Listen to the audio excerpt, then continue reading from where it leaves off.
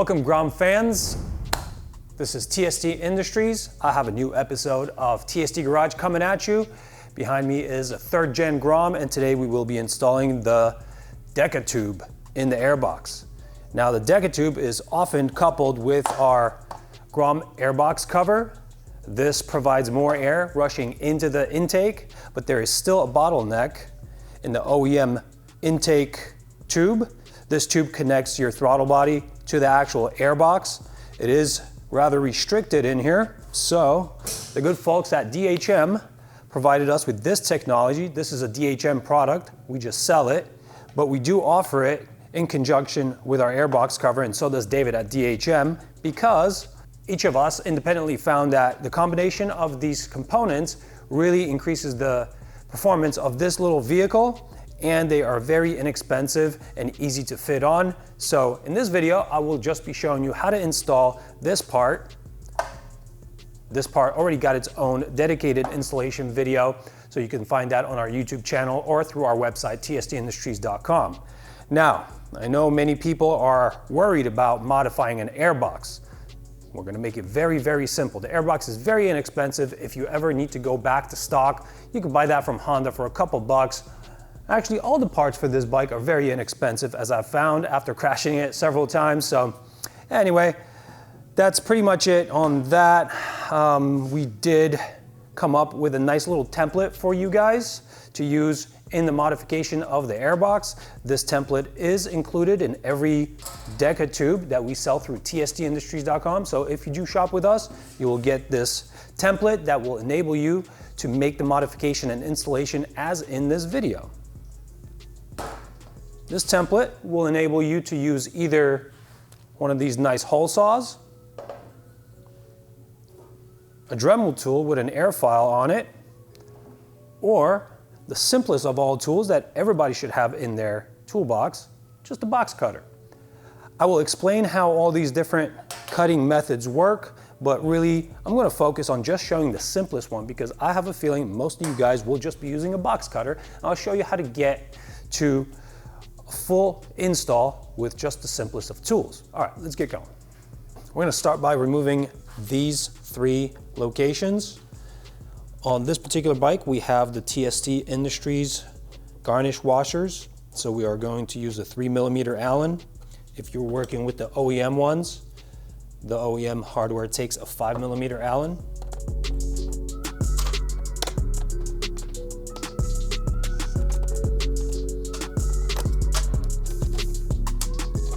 Next, we will move up forward here, and we will remove these 3 push fasteners.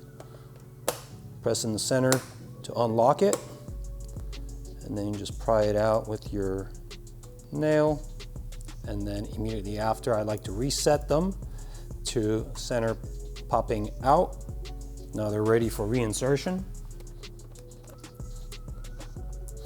Now this panel is pretty much free to come out. There are 2 captive fasteners under this panel. So we work from the bottom, dislodge it here. And now in the aft section, there's another one. And now here, right below this, there is a tab that sticks down into a window. So we will lift this away from the bike and up.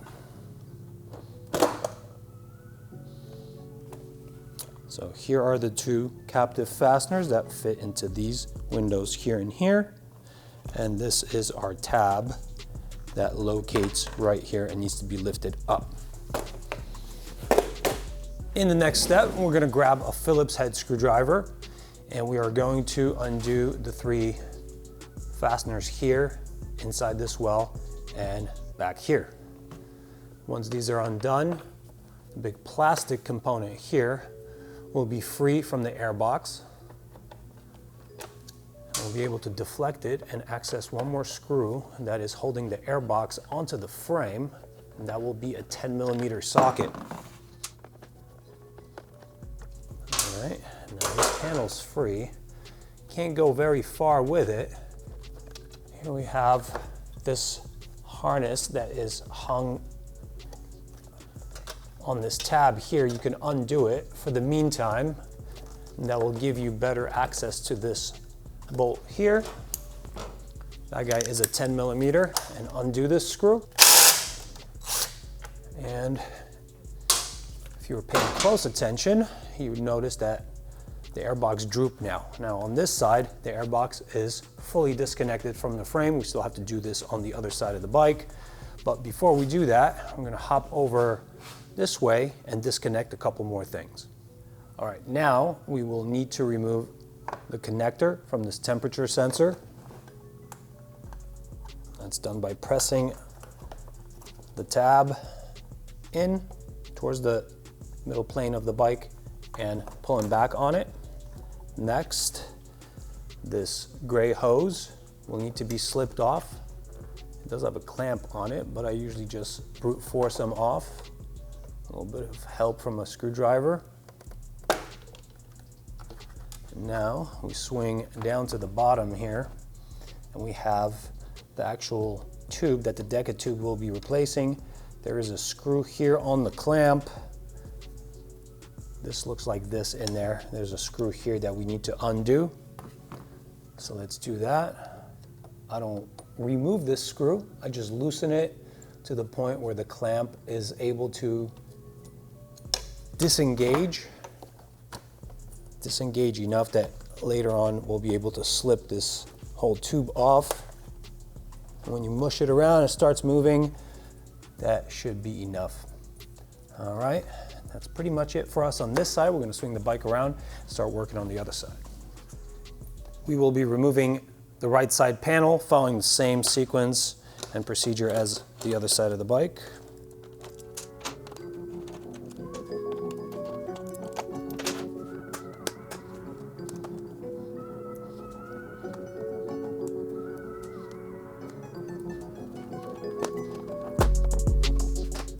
Now under here, there is only one Phillips head screw that we need to remove. It is different than the Phillips head screws on the other side of the airbox. Now there's a 10 millimeter head screw here. And as you can see now, this airbox is pretty much free. If we deflect this away, we can see that there is our ignition wire going through here, captured within a clip on the old tube. And there is another tube going to the intake here that is routed through a management clip here. Once you undo all the hoses and wires, now this thing is pretty much free. The trick now is to slip off the old intake tube off of the throttle body. And this usually just requires a little bit of patience and pulling and tugging in different angles and directions. And then it will slip off. And now we'll basically just have to contort all this geometry till it clears all of the obstructions. All right. And now we have the airbox out. Let's hop back on our table, disassemble it, perform the modification, and we'll meet back here to put it back on. Using a Phillips screwdriver, we will remove the 4 Phillips head screws that hold the airbox cover on.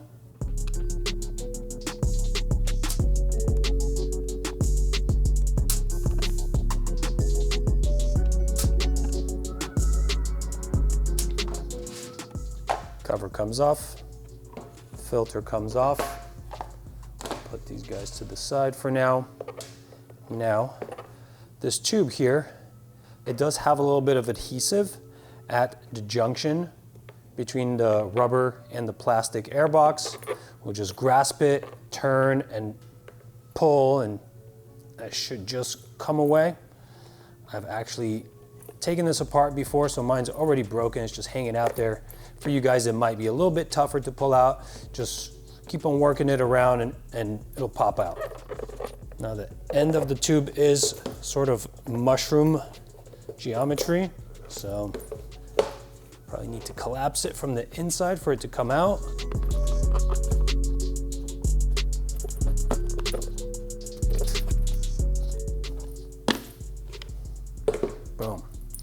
comes off, we will need to scavenge our clamp. This will be reused on the Decha tube. Now this we can put off to the side. One additional step inside the box here that we'll need to perform is the removal of this baffle. Now, the baffle creates a space constraint where the leading surface of this tube will not fit in, so we'll need to take it out. There are two areas where this is plastic welded on. Typically what I do is just use a large plier and I'll grasp it and deform enough so that the rivet location will actually pop off. Typically I'm able to just crack these guys off. They are the brittlest point after being heated and cooled down. So it's typically, if I mush them around a little bit, they will come off. The baffle is no longer needed. So we can put all of that to the side. Now we have this hole. This hole is too small in diameter to house this new Decha tube. So this is where our nice little template comes in, and we're going to be able to use the flange protrusion, pop it in place. Now it's still free to move around. So like I mentioned in the intro, if you want to use a Dremel with this type of a tool, you can use a Sharpie marker with one of these really fine points. Put it in one of the locations that are just a hole. This is specifically designed to enable you to mark yourself a 42 millimeter opening. 42 millimeters is the diameter of the hole that is necessary for the Decha tube. You wipe that marker around several times, pop out the template, and then you have a resulting line of 42 millimeters. And then you can cut that with a rotating file or some kind of a grinding attachment. Another method is to get the flange inside and the flange protrusion towards the outside like so. Whenever you start cutting, get yourself eye protection. In this instance, you would take a 1 5/8 inch diameter hole saw. 1 5/8 is 1.625, 42 millimeters is 1.65. Now this will walk a little bit as it locates and tries to grab the material and cut through. So the little extra diameter formed by the walking will close up that gap between 1.625 and 1.5, possibly a little beyond, and that will be just fine for housing the tube in there. So this is how that would work. You get your drill bit into that hole. The hole is undersized on purpose so that you have to drill through, and that'll provide a little bit of friction. Now, I need to hold this in place so that it doesn't spin on me as I drill it, but you do not want to hold that with your finger underneath the drill bit. We could potentially do this ahead of time here. That becomes a hole with still having enough friction, but not oversized. And now we'll get that to the bottom, and then we can start working on cutting the actual airbox. So that is just a sample of what you would do with that. My typical method that I advise most people should use is the simplest. It just takes a little bit of time, but you get the most precise results. And this is using the simplest possible tool that you probably have. Now, eye protection is still a good idea. Something may fly. The edge of the blade can break and poke you in the eye. I don't know. There's a bunch of hazards around here, so I'm going to use eye protection. I'm also going to only cut away from my body parts. These slits are meant for one blade. If you destroy one of the slits, you could go to the next one. There are 4 provided. You basically jam that in there and with light pressure, walk it around until you start a groove in there. And you just do it all around. And this just takes a little bit of patience. It takes me about 5 minutes to make it through all the material because I'm cutting little by little. Once in a while, I like to check under it, make sure that I'm actually biting in, see what's happening.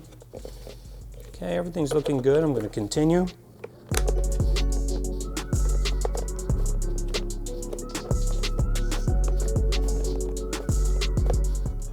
Now, one little tip here, if you don't start with a fresh blade, this is going to be exponentially more difficult for you. So I would urge you to change the blade to a brand new one just before starting this procedure. You'll be much happier when you don't sit here sweating for 20 minutes.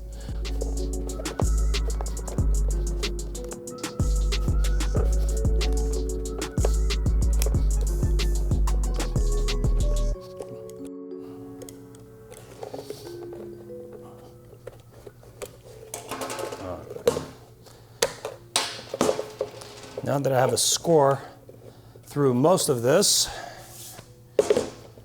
I will nib away at it with the knife.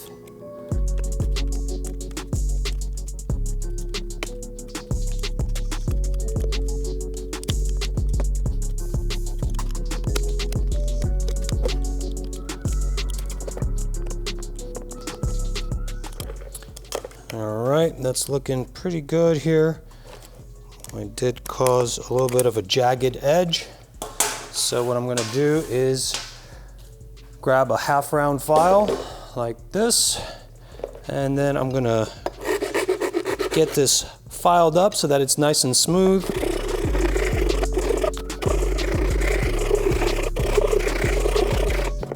That's looking pretty good. The edge is acceptable. I think it does still have a little bit of a frilly quality to it. So what I'll do is grab some 180 grit paper, pass it over those edges a little bit more just to get the little frills off.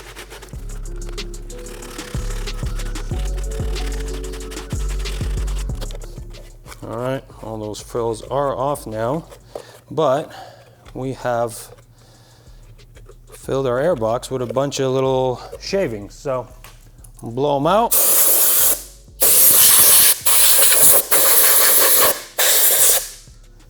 You want to inspect everything, make sure that there are no frills still left behind. You don't want to aspirate those into your engine. You have to make sure that you don't have any dust left inside.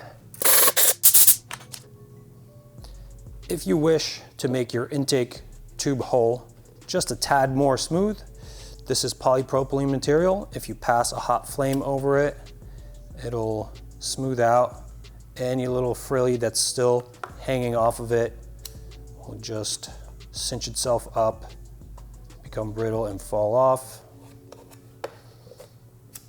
Now, you don't want to dwell in any given area. You don't want to burn the plastic. You just want to melt any frillies off and any remaining dust particles that were made during filing.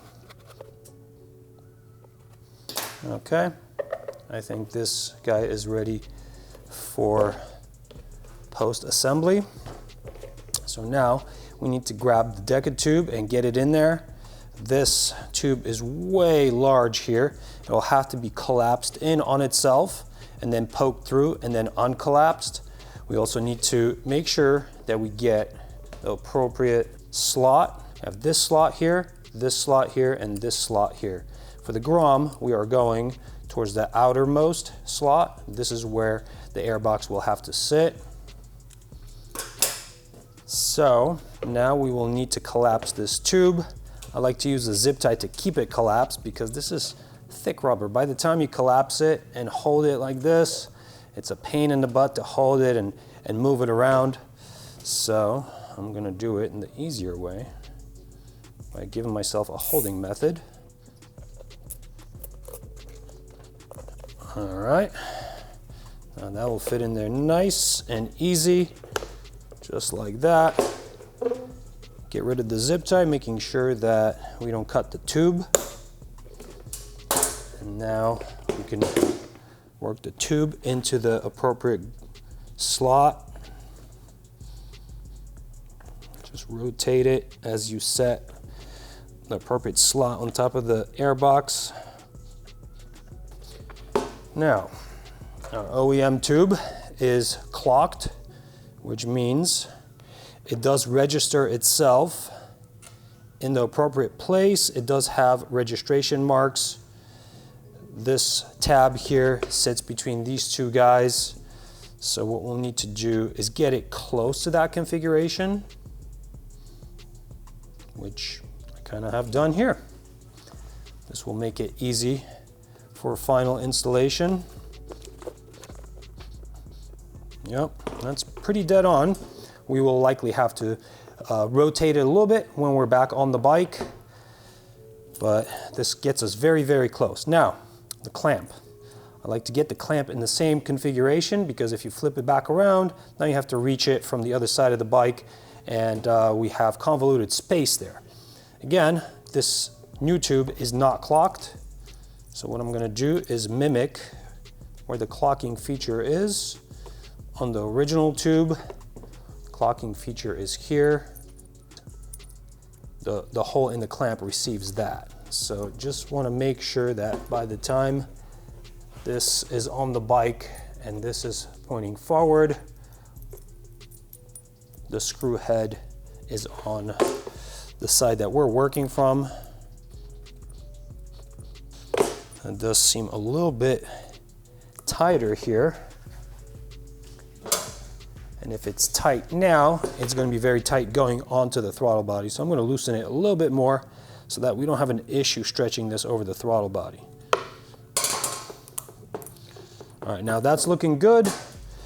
Let's grab the filter. Now I have my filter close to my shavings. I'm going to blow it off. If you have a new filter and you've been waiting to put it in, this is a very good opportunity to do that. This is just a reverse order of disassembly.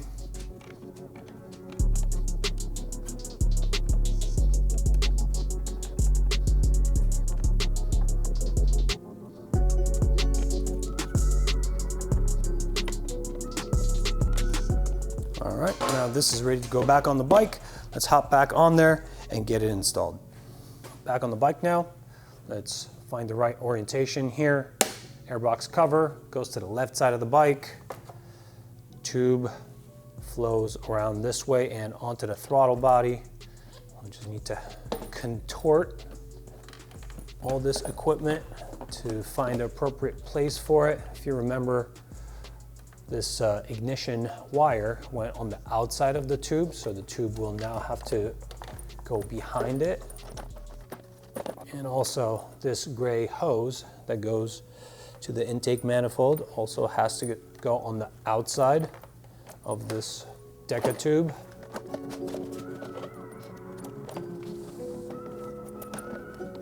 So I'm going to start here by making sure that my tube can actually go onto my throttle body, and then I will adjust everything from there. On this side, the tube appears to be engaged with the throttle body, but I'm going to check the other side.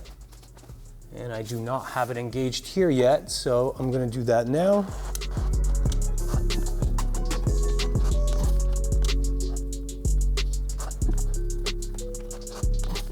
If the tube is so tight that it won't slip over with the hose clamp in place, I'm going to loosen the hose clamp a little bit more and then try again. All right, now it's working. I want to make sure that it bottoms out on the throttle body. All right. I'm going to tighten that hose clamp just a little bit for now. Not too tight because I may still want to rotate it. just enough so it poses a challenge for it to slip itself off. And now, let's see. It's all looking pretty good here. Make sure our mount is in the correct spot. Nothing is in tension or compression. All the routing of the hoses and wires is correct. All right, now this is all looking good. I'm gonna start the reassembly procedure. The reassembly of this bike from this point forward is gonna be the reverse order of this assembly, so I'm not gonna be commentating much on it.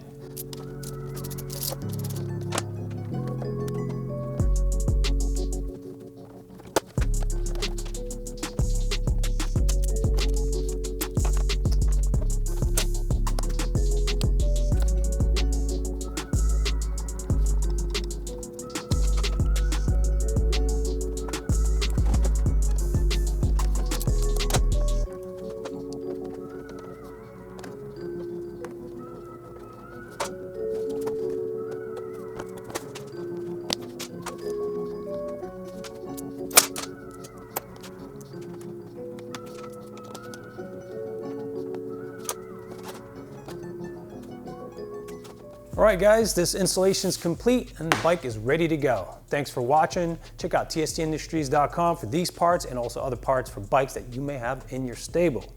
Check us out on Facebook, Instagram, YouTube. We have presence there. We hope to hear from you. I personally like to hear in the comment field here below this video, so give me a comment. See you later.